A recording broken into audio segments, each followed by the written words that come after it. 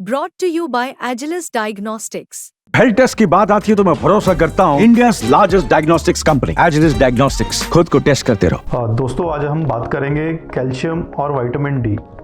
इनमें से कौन सा ज़्यादा इम्पॉर्टेंट है, कौन सा हमारी बॉडी के लिए ज़रूरी है। पहले तो हम बात करते हैं कैल्शियम क्या करता है और विटामिन डी क्या करता है। कैल्शियम हमारी बॉडी में हमारी बोन्स बनाता है और उनकी स्ट्रेंथ बनाता है, जिससे हमारी बोन्स मजबूत रहती हैं और आगे काम करती हैं। और विटामिन डी जो है वो हमारी बॉडी में कैल्शियम की एब्जॉर्प्शन को हेल्प करता है, जिससे हमारा जो हम कैल्शियम इनटेक करते हैं, जो कि चाहे डाइटरी सप्लीमेंटेशन से है, चाहे हम कोई टैबलेट फॉर्म में लेते हैं, तो वो उसको एब्जॉर्प्शन में विटामिन डी हेल्प करता है।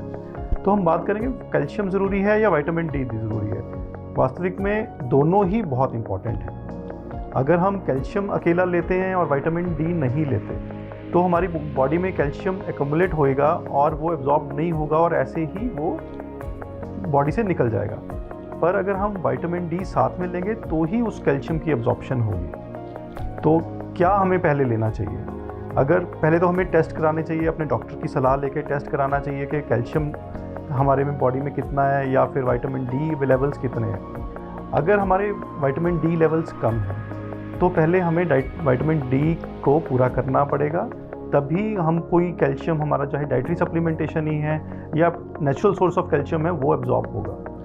और विटामिन डी लेवल्स जो हैं वो हमारे ब्लड टेस्ट कराने में आ जाते हैं, और ब्लड टेस्ट अगर हमारे वो नॉर्मल आते हैं तो हमें बहुत ज़्यादा विटामिन डी सप्लीमेंटेशन की ज़रूरत नहीं होती और हम नॉर्मल कैल्शियम लेके अपना कैल्शियम पूरा कर सकते हैं।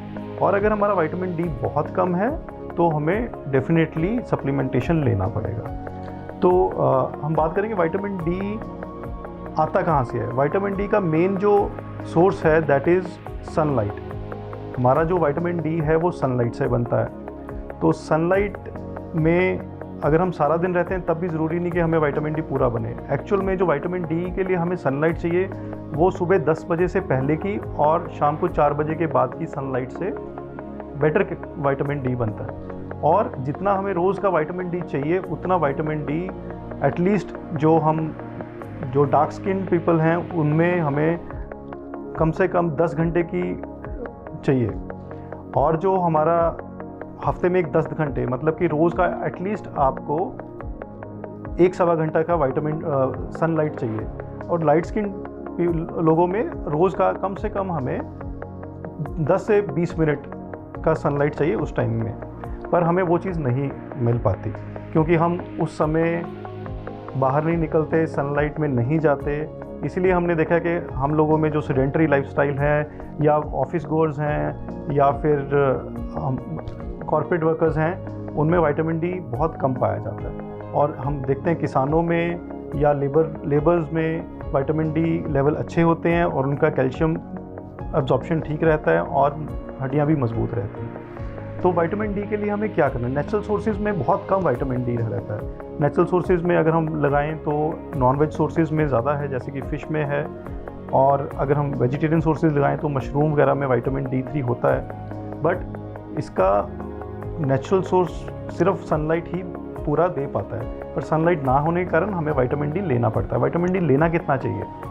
विटामिन डी लेवल्स के हिसाब से हमें डॉक्टर की सलाह लेके ही लेना चाहिए। अपने आप से विटामिन डी नहीं शुरू करना चाहिए, क्योंकि विटामिन डी की टॉक्सिसिटी भी हो सकती है, जो कि आगे जाके हड्डियों को मजबूत करने के बजाय उसे ज़्यादा कमज़ोर भी कर सकती है। तो विटामिन डी हमें जो जितना चाहिए वो एटलीस्ट हमें रोज़ का जो वैल्यू है 800 से 1200 यूनिट्स रोज़ के चाहिए। उस हिसाब से हमें 60,000 units per week for 8 weeks उसकी लोडिंग डोज होती है, जिसको हम पूरा करने के लिए करते हैं। और मेंटेनेंस के लिए महीने में 60,000 यूनिट्स ले सकते हैं। और ऐसे ही अगर हम इससे ज़्यादा लेते हैं तो उसकी टॉक्सिसिटी हो सकती है और वो शरीर पे हानिकारक हो सकता है। ऐसे ही अगर हम अब कैल्शियम की बात करें, अकेला कैल्शियम लेने से भी कुछ नहीं होता। और कैल्शियम अगर लेना है तो हमें एटलीस्ट जो टोटल कैल्शियम रिक्वायरमेंट हमारी रहती है वो अगर हम आफ्टर 50 ईयर्स ऑफ एज लगाएं तो वो 800 से 1200 मिलीग्राम चाहिए होता है। और वो भी हमारी डाइट सोर्सेज से, नेचुरल सोर्सेज से पूरा नहीं हो पाता। इसीलिए हमें विटामिन डी सप्लीमेंटेशन भी शुरू करनी पड़ती है आफ्टर एज ऑफ 50, ताकि वो कैल्शियम एब्जॉर्ब हो और हमारी बॉडी में वो हड्डियों में जाए और हड्डियाँ मजबूत हों। अगर दोनों चीज़ों की कमी रहती है, विटामिन डी और कैल्शियम की, तो हड्डियाँ कमज़ोर होती हैं और उसमें ऑस्टियोपोरोसिस, ऑस्टियोपीनिया का खतरा रहता है और इवन फ्रैक्चर रिस्क बढ़ता है। तो कैल्शियम सप्लीमेंटेशन भी हमें अराउंड 250 to 500 अगर हम आफ्टर 50 ईयर्स शुरू करते हैं तो वो बॉडी के लिए बेटर रहती है और वो एब्जॉर्ब भी होती है। बड़ी बार हमने सुना है कि कैल्शियम लेने से जी स्टोन बनते हैं, या बहुत ज़्यादा कैल्शियम, अगर हम कितनी देर कैल्शियम ले सकते हैं। एक्चुअल में कैल्शियम लेने से स्टोन नहीं बनते। अगर हमारे रीनल पैरामीटर्स ठीक हैं, हमारे रीनल फंक्शन टेस्ट ठीक हैं, तो हम चाहे सारी उम्र फॉर एवर कैल्शियम लेते रहें, कोई इशू नहीं आता। हाँ, कैल्शियम के साथ हमें उसकी एब्जॉर्प्शन के लिए vitamin D plus water intake बहुत ज़रूरी है। अगर हम कैल्शियम सप्लीमेंटेशन ले रहे हैं और वाटर इनटेक नहीं करते तो उसमें कैल्शियम एब्जॉर्प्शन जो है वो किडनीज़ में जमा होने लगती है और स्टोन बन सकते हैं। As such calcium kidney stones नहीं बनाते। तो इसलिए after age of 50, at least after age of 60 हर एक को कैल्शियम सप्लीमेंटेशन शुरू करनी चाहिए ताकि हड्डियाँ कमज़ोर ना हों। एक्चुअल में जो ऑस्टियोपोरोसिस और ऑस्टियोपीनिया है एक बहुत वास्ट बीमारी है। वो हम अगर देखा जाए मोर देन 80% ऑफ पॉपुलेशन जो 60 प्लस है उनमें पाई जाती है। वो इसी कारण है क्योंकि हम उसमें सप्लीमेंटेशन कैल्शियम की और विटामिन डी की नहीं पूरी कर पाते।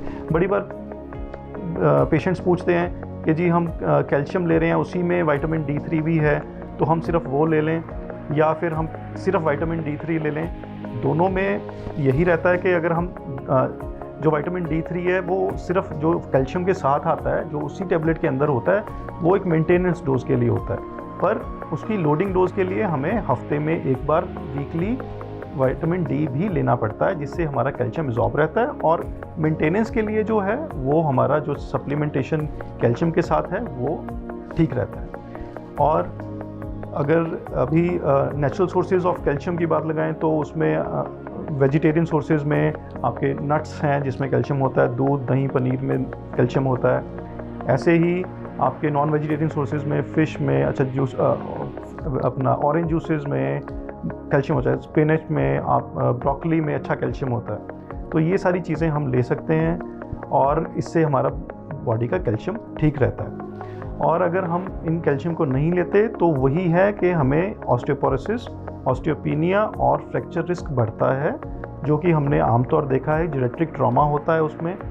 जैसे हम आपने देखा होगा कोई घर पे बुज़ुर्ग हैं, वो गिरे और साथ में हिप फ्रैक्चर हो गया, वो इसी वजह से होता है कि हड्डियाँ बहुत कमज़ोर होती हैं और जैसे ही हल्का सा कोई चोट लगी तो फ्रैक्चर हो जाते हैं। जिसमें सबसे कॉमन जो ऑस्टियोपोरोसिस में फ्रैक्चर रहते हैं वो ओल्ड एज में वो हिप फ्रैक्चर रहता है, स्पाइन फ्रैक्चर्स रहते हैं, रिस्ट फ्रैक्चर्स रहते हैं।